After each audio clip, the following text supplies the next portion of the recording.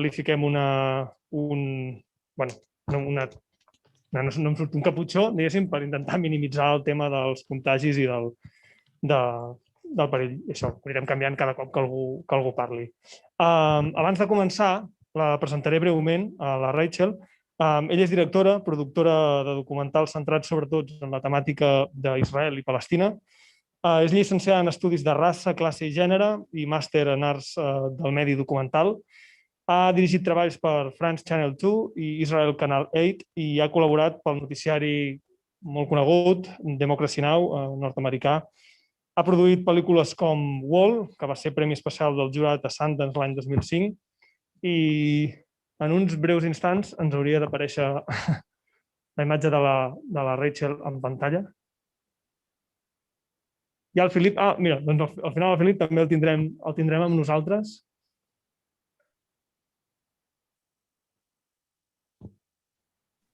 Aprofito per, mentrestant, és el tema tècnic que acabem de solventar. Philippe, ell és director de fotografia i professor de cinema.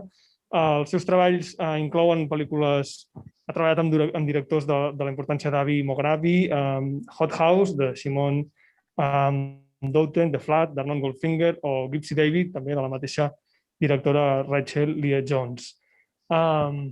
Fetes les presentacions, no sé si s'ha d'activar la... Once the presentations have been done, we'll start the Q&A with Rachel Leah Jones and Philippe Bellaiche. I think you can see us through this camera. Hi, hello. Hello. I don't know if you can see us very well, but I think it works. So we are almost 25, 30 people on the room, just delighted to see your film. The first question I would like to ask is, how did you find the Leah Jones story? How did you know about her job? Or I don't know if she is a kind of rock star in Israel or... Hardly a rock star. Although she probably would be like a metal star or punk rock star if she were. I've known Leah all my adult... What? Go ahead. Okay. I've known Leah all of my adult life, pretty much. I met her in my early 20s, almost 30 years ago. I grew up both in Israel and in the United States, and I came back to Israel as a young adult, looking for people who were both Jewish, Israeli, and critical of Israeli policy, and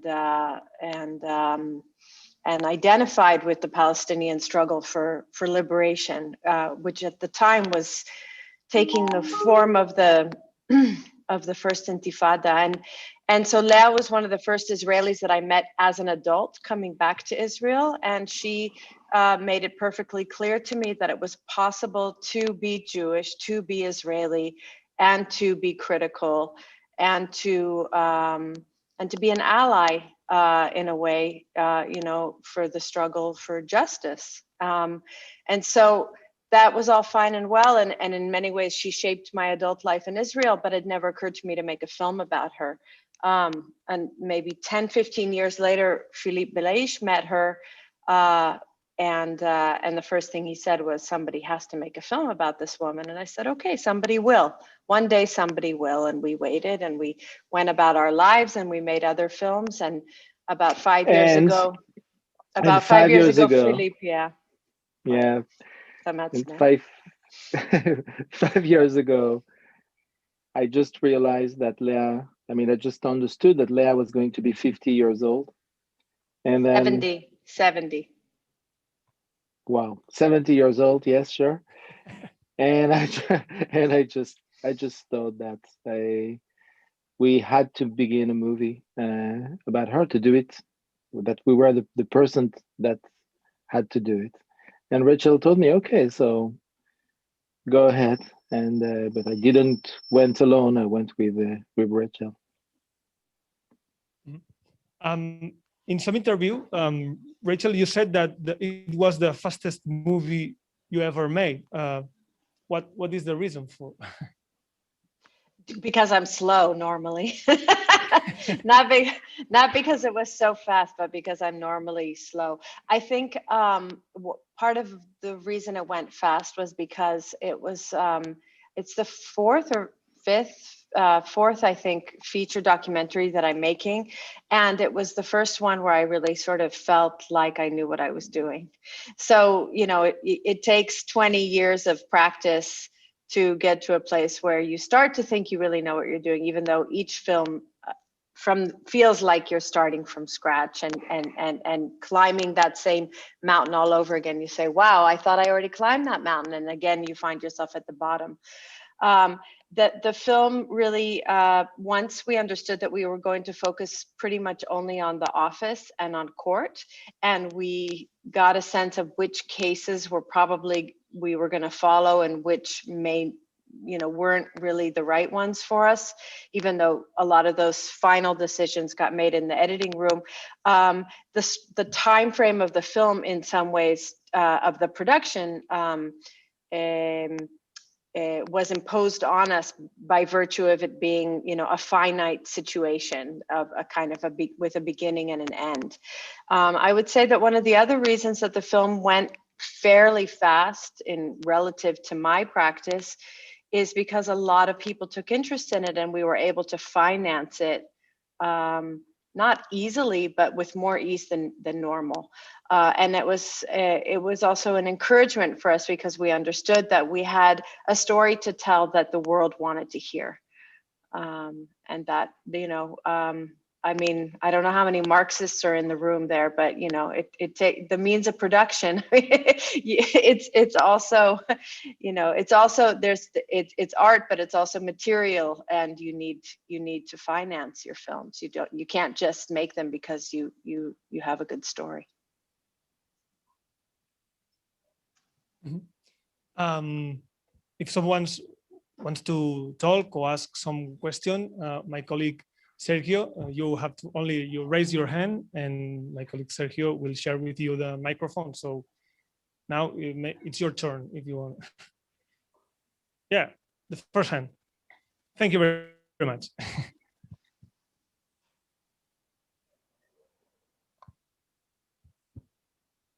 Shall I speak in English? Oh, wow. Hello, congratulations.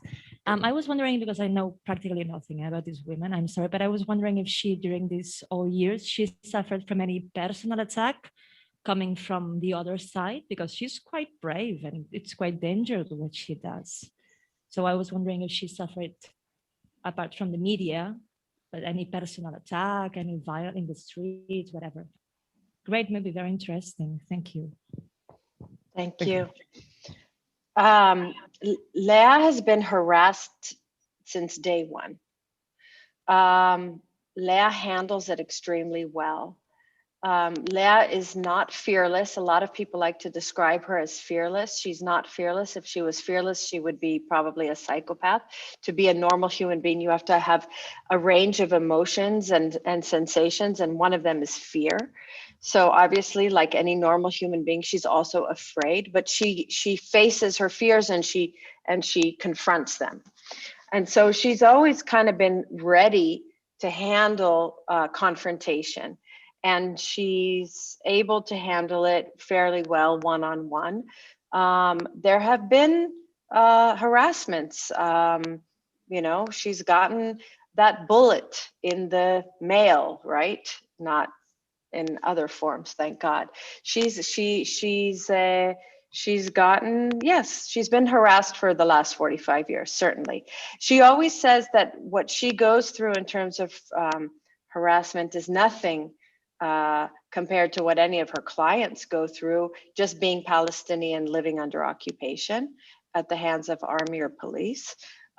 She's very clear about the difference between the kind of the quality of life she has and the quality of life her clients have.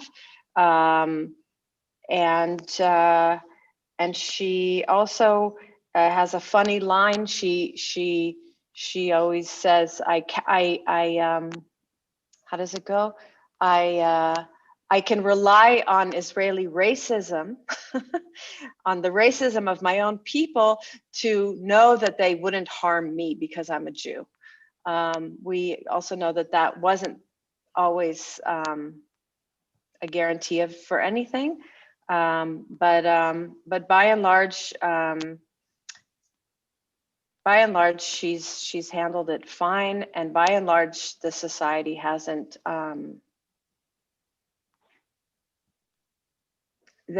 There's still room for the Leah Jones in the society, even if harassment, even if the harassment is harsh. There's still room for that kind of pluralism. I don't know if Philippe wants to did something, or someone wants to make another question or ask some. Yeah.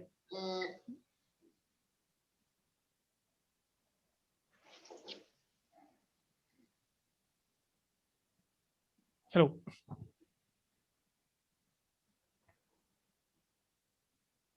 I think the microphone is closed. Yeah, you can. I'd like to know what percentage approximately of the Israeli Jewish population is critical of Israeli policies and the judiciary system, or the other way around, how many people support Leah and other activists? I can't answer that in or yeah, no, I can't answer that in quantitative terms. I can answer that in qualitative terms. I can try. Mm-hmm. So obviously, you know, we don't, the government is not in our hands and hasn't been for ever. It's almost never been, if ever. You know, radical, critical, call it whatever you want, liberal, I mean, or the range of Israeli Jews who support justice for the Palestinians are a minority in the Israeli public. But they're a minority because we haven't really been presented with possibilities for something, you know, meaningfully better. I'm an optimist like Leah, that I always hope that if somebody came along and made it look attractive and not sort of like the lesser of two evils, but actually a really attractive option for our present and our future, most people would have the common sense and the desire for a good enough life for them and their children that they would get on board with it. So I think that to a large extent, the problem has been one of vision, right? A lot of times they, not that South Africa is like a perfect example, it's probably a terrible example in some ways, but oftentimes people say, where is the Palestinian Mandela? And I always say, well, where is the Israeli de Klerk? That's the question, not that de Klerk is, you know, Mama Teresa, but change did come about in terms of, you know, sort of moving toward the possibility of increased equality between various segments of the population. So I can't put that in quantitative terms. We are in a minority, at times a tiny minority, at times a more sizable minority, but we're also a constant. People like Leah have been a constant. Wherever you have a reality, you also have a sub-reality. Wherever you have a dominant mentality, there's also always, you know, alternatives happening at the same time. They don't necessarily get the same degree of, they're not as apparent, but they're always there in any society, in any community, in any family. You'll have dissent, right? So there's always dissenting voices. But I can't put it in numbers, and I can't tell you when it's going to change. That's right. So what yeah, go ahead, Philippe. Yeah, what I could add is that we might be surprised, just as we've been surprised with the reception of the film in Israel. We were imagining, we could not imagine that our film in Israel would have such a good reception, and that so many people will want to watch it and will invite us for screenings. Apparently, there is, in those times where the government is so on the right side, there's a thirst for voices like Leah, not only because of her political ideas, but just because of her courage and her courage and her and the fact that she is staying with her ideas against the current, and people really really liked that in her. There were a lot of Israelis who were saying, "I'm not exactly aligning myself with her political ideas, but I admire this woman to be so honest and so courageous." There's, yeah, I think if I can, I'll just add to it, if I may. I'm sorry. What this film is about Leah, and Leah is not a typically popular figure in mainstream Israeli society. She is, certainly among people who fight for social and political justice. She's well known. Her credit. She has her street cred and her court cred, as to use American slang. So we assumed that the film that we were going to be making would speak to the people who already to some degree identify with what Leah does or what Leah stands for. And we discovered that there were so many more people who wanted to see our film and that appreciated the film. So just to make it clear, we won first prize at the Israeli Documentary Film Festival, Doc Aviv, where the film premiered.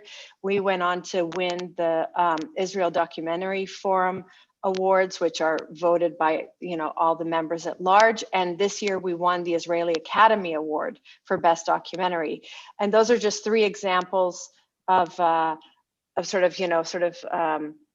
institutional recognition that the film got. We were also targeted by the government for taking away our awards, for taking away money that we won, and so on. And there were battles around it, but at the end of the day, the amount of support that we got compared to the amount of criticism and censorship that we faced, we were completely taken aback and surprised by it, and for the better. So just if that's also what I said, the qualitative thing, an indication of the fact that every reality has a sub-reality, it's important to take note of it, not to do PR for Israel or Israeli society, but PR for the humanity that's in all of us, that is always sort of lying there waiting to burst out in a positive way.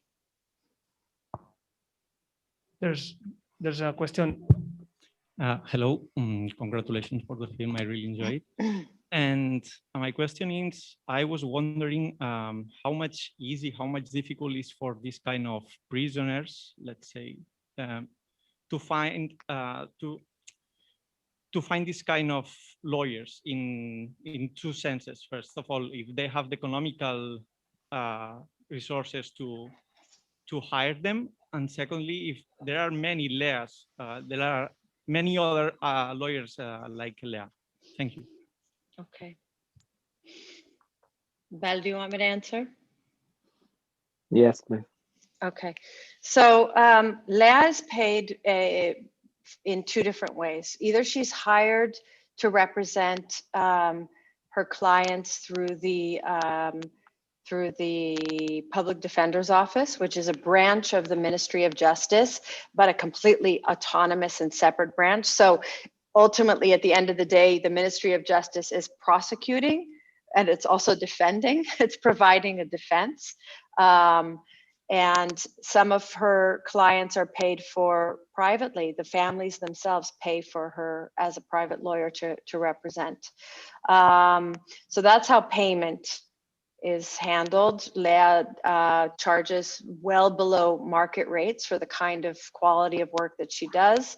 as she likes to say, you know, what made it possible for me to do the work that I did as a woman was that I didn't have to go out and get that villa and get that Volvo. I just had to go out and try to make a better world. And so, you know, she's by no means a starving lawyer, but her rates are reasonable comparatively, because she understands the profile of her clients and how much they can handle for their representation.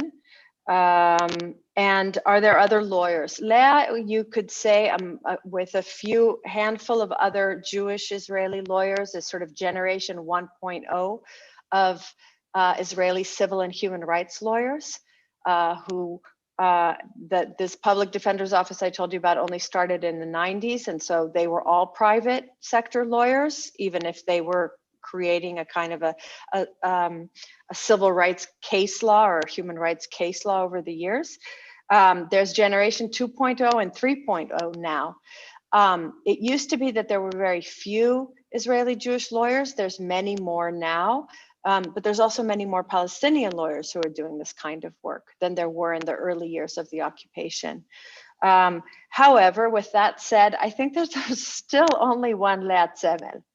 You know, there's something about the combination of her dedication, her stubbornness, her naughtiness, you know, she's naughty, her dirty mouth, her tenacity, her sheer will, her insistence, her what you call in Hebrew her chutzpah, her audacity, which is kind of unparalleled. It has to do with her values. It has to do with her personality, which is just not to say that the other lawyers aren't extremely devoted, but there's Leah is unique in the landscape in her character.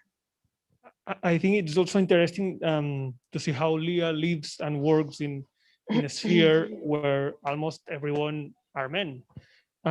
Most judges are men, most military are men, even most of her clients are men. Correct. Too. So yeah. How do you think it's being a woman in this atmosphere? Leah likes to speak to this issue because she's she was one of the early activists in the Israeli feminist movement in the early 70s, and she thinks of herself as a feminist, but her feminism is slightly different. Her approach is it was always an advantage to be a woman because I was the only woman in the room. And so I could use being a woman, right? So if I'm this tiny little woman in the middle of the night banging on the gate of a military camp trying to see my client, and it's winter and it's raining, and the soldier comes to me, I'm like, oh, you gotta let me in. I can't stand here out by myself, and it's raining and it's cold, and you know. And then she gets in, and then she's really not helpless at all, because she's not a helpless creature. Or like what I said before about the villa and the Volvo and so on. And I think that in some ways, because at least in the early years, most of the judges were male and most of the prosecutors were male, she could also get away with being a little bit more coquette and a little bit ruder and a little bit more insistent in court than maybe a man could have gotten away with, because it comes with her green eyes and her dimples and her freckles and her charm and so on. I mean, she says, these are assets, I'm going to work with them. She doesn't really work with them. She works with her mouth. She works with her brain, like all human beings. You know, it's not like she's coming in there. You see her, you can imagine that the way she is at 70, she was also at 30, you know, but I mean, her position is that it probably helped her get done what she needed to get done. More questions. There's one. Meanwhile, I think it's super interesting. Also, all the political background of Leah and the activist she was when she was younger, to help to contextualize the history of the Israel state and the occupation, etc. Did you decide in beginning that the film was between the past and the present of Israel? Philippe, do you want me to answer this? Yeah, I can answer. I don't know if I can put the camera, but I can answer. Both of you at the same time, if you want. Yeah, exactly. What we imagine at the very beginning, since Leah was 70 years old and hold her, we thought that her great cases were in the past. So what we imagined was a movie that would be mostly in the past and with some present. But like always in documentary, you go on filming someone and you're surprised by what's happening in reality, in the real time, in the direct cinema. And what happened, I won't say nobody was lucky that there was again a wave of violence, what the press called the knife or the kid intifada in Jerusalem. But it happened exactly when we decided to begin to film Leah in her office, where we really didn't expect that today that something as big as what we have been filming would have happened.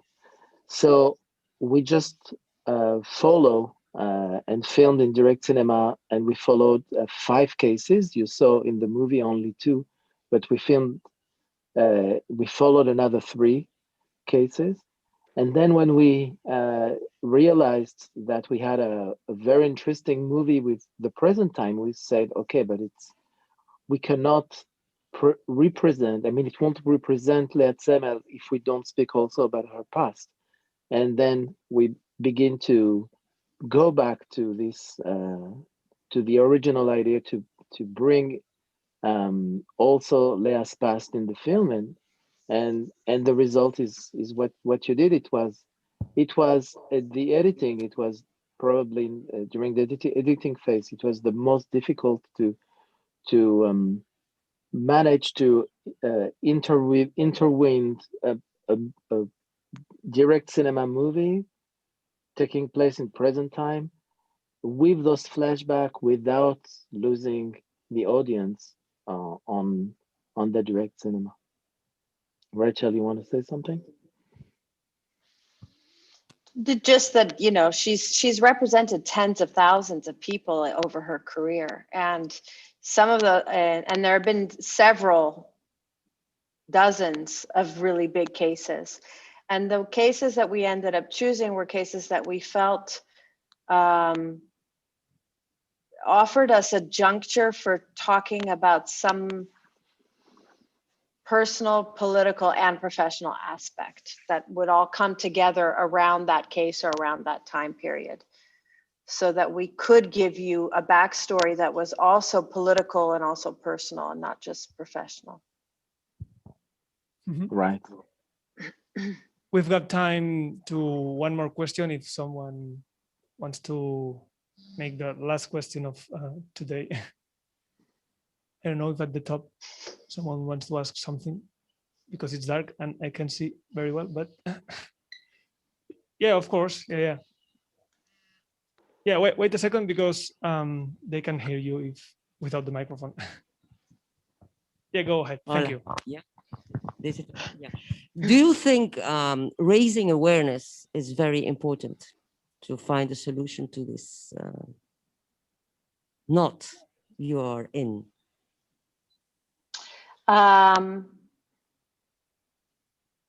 Raising No. awareness for, okay. No, I mean, I'm totally surprising myself by answering that, but my first answer is actually no. Now I have to qualify it though, and I'll explain. Because I am in this business of making political documentaries because I want to get people thinking about things and talking about them and potentially shifting some of their positions about the realities around us.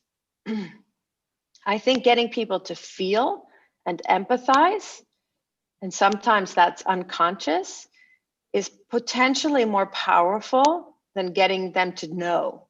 It's not necessarily in the information.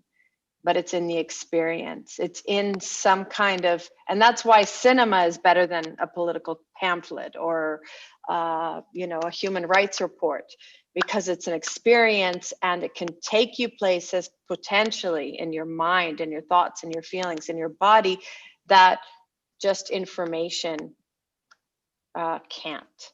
So that's what I meant when I said no. You know, we get asked as Israeli filmmakers making films that are critical of what's happening in Israel, Palestine. I've been doing that either as a director or in my capacity as an editor or producer on other people's films. We've been being asked the question for, you know, as long as I've been in this business, 25 years or so, what's the solution? And I'm always tempted to talk about what my ideas are for a solution. And then I stop and I say, but wait, I'm not here as a prophet or as a political leader. I'm just here as a storyteller. So I kind of like to then give it back to the audience and say, well, what were the things that came up for you?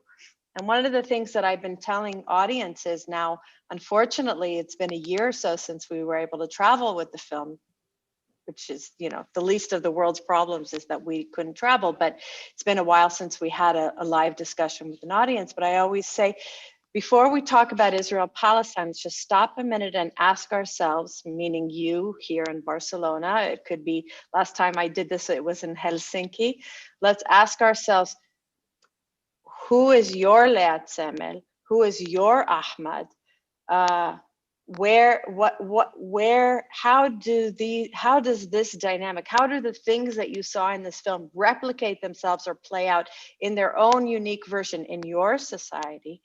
Take it home with you, look at yourselves, look at your own societies, and then when you're done doing that, not done completely because we're never done, come back to Israel, Palestine, probably with more empathy, with more critical, you know, insight than you might have had before. I like to encourage people to take it home to them, because I think that this film, while it is about Israel, Palestine specifically, it's really quite universal. It's about the haves and the have-nots. It's about children in legal systems. It's about being a dissenting voice in your own society and going against the grain.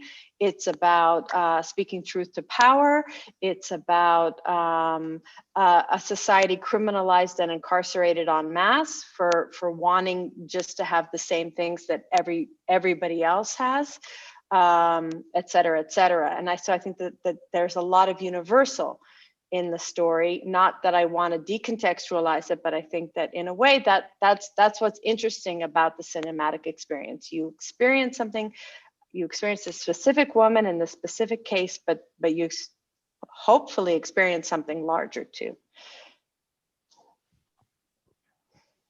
Well, the time is running, so we must finish soon, sadly. I don't know if you, Philippe, also, or you, Rachel, too, want to finish with the Q&A with some special words. But that's last words you told that was so special. So some special words to all the audience we are today in Barcelona, or the other extreme of Mediterranean Sea. I don't know if you want to finish this Q&A with, you know, a claim or a kind of beautiful word. I think what Rachel said, just said, are the perfect final words. I really think that what can be interesting when you're looking at the specific is when you're actually looking at the specific of this situation, but when you can also relate to your own life and your own society. So I think that those final words are I mean, I don't think we should spoiled those final words. I already did it. Yeah, well, Yes. So with these beautiful final words, I want to tell you thank you very much, Rachel, Philippe. Thank you very much to be with us in this Spanish release of your film's advocate. Good luck, Rachel, Philippe. Take care, please, and goodbye and good night. Thank you very, very much. It's really, really touching to see real people in a real venue, even if you're sitting 10 meters apart from each other, and just being in the real world and hang in there. And we're so sad. We have a very strong connection, specifically with Spain, and really, really good memories from Barcelona. And we're terribly sorry not to be there live and in person, but are so happy that it's... In the next time we'll meet in Barcelona. Thank you very much. Okay, thank you. Take care. Thank you. Goodbye. Bye. A tots vosaltres, moltes gràcies per haver vingut. Recordeu que si us ha agradat aquesta pel·lícula hi haurà moltes més projeccions arreu de Catalunya i d'Espanya, per tant, si us ha agradat, recomaneu-la i ens veiem a la propera estrena del Docs del Mes aquí el dia 2 de març. Així que moltes gràcies i fins la propera. Merci. Recordeu que podeu votar, tenim un QR a la sortida, si us podeu valorar la pel·lícula, que ens encantarà saber la vostra opinió. Merci.